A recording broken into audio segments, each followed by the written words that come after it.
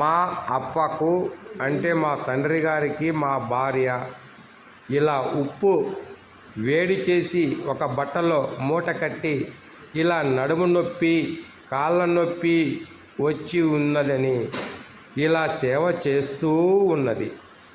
నేను ఈ దృశ్యాన్ని చూసి చాలా సంతోషపడుతున్నాను. ఎందుకంటే ఇప్పుడు ఈ వీడియో ఎత్తి మేము చేస్తున్న మా తండ్రికి చేస్తున్న కొడుకు కోడలు చేస్తున్నటువంటి సేవ ఎంత గొప్పది, ఎంత అదృష్టవంతుడు మా అప్పగారు. ఈ దృశ్యాన్ని ఈ విషయాన్ని మేము చాలా రోజుల పాటు సంవత్సరాల పాటు మేము బ్రతుకున్నంత వరకు కూడా ఈ దృశ్యాలను మేము చూస్తూ సంతోషపడాలని అనుకుంటున్నాం. ఎందుకంటే ఎన్నో కుటుంబాలలో తండ్రులు కొడుకులు విడిపోయినారు. తండ్రులు ఉండేవాళ్ళు, కొడుకులు ఉండేవాళ్ళు. పెళ్ళి కానప్పుడు చాలా తండ్రి కొడుకులు సంతోషంగా ఉండేవాళ్ళు.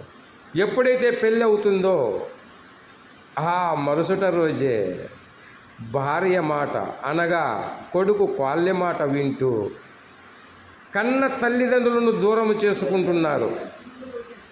ఆ దృశ్యాలను, ఆ విషయాలను, ఆ చరిత్రలను మన తోటి స్నేహితులు, మన తోటి బంధువులు, రక్త సంబంధికులు కొన్ని సందర్భాలలో కథలు చెప్పుకుంటూ మా కుటుంబం ఇలా అయిపోయింది, నాకు 2 కొడుకులు ఉన్నా కానీ ఏ ఒక్క కొడుకు నాకు భోజనం పెట్టలేదు, నాకు సేవలు చేయలేదు అని కథలుగా చెప్పుకుంటూ ఉంటారు.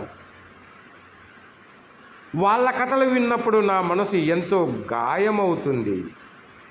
ఎందుకంటే తండ్రి కొడుకులు పెళ్ళి కానప్పుడు ఏ రకంగా తండ్రి మాట విని తండ్రి అడుగు జాడల్లో ఆ కొడుకు నడుచుకుంటూ సంతోషంగా తండ్రి మాట వింటూ తండ్రిని సంతోషపెడుతూ ఉంటారో వాళ్ళని చూస్తే మనకు అందరికీ కూడా సంతోషం అవుతుంది.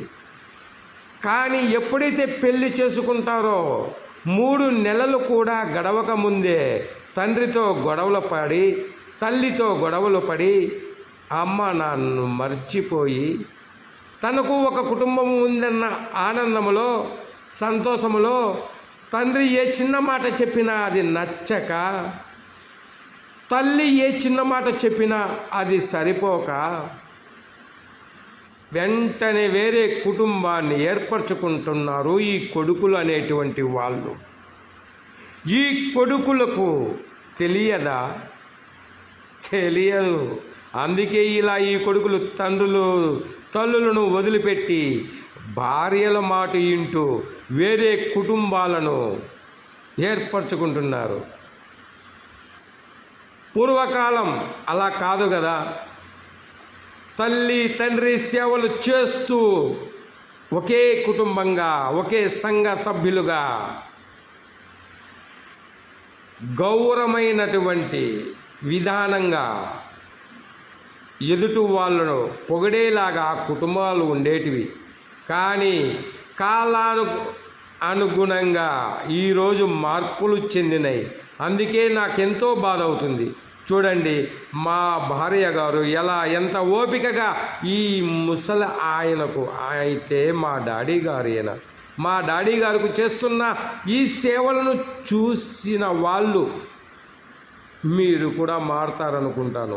ఎందుకంటే ఇలాగే మీ ఇంట్లో ఉన్న పెద్దలను గౌరవించి వాళ్ళకు కూడా సేవలు చేయగలుగుతారని ఈ వీడియో ద్వారా కనీసం మారాలి.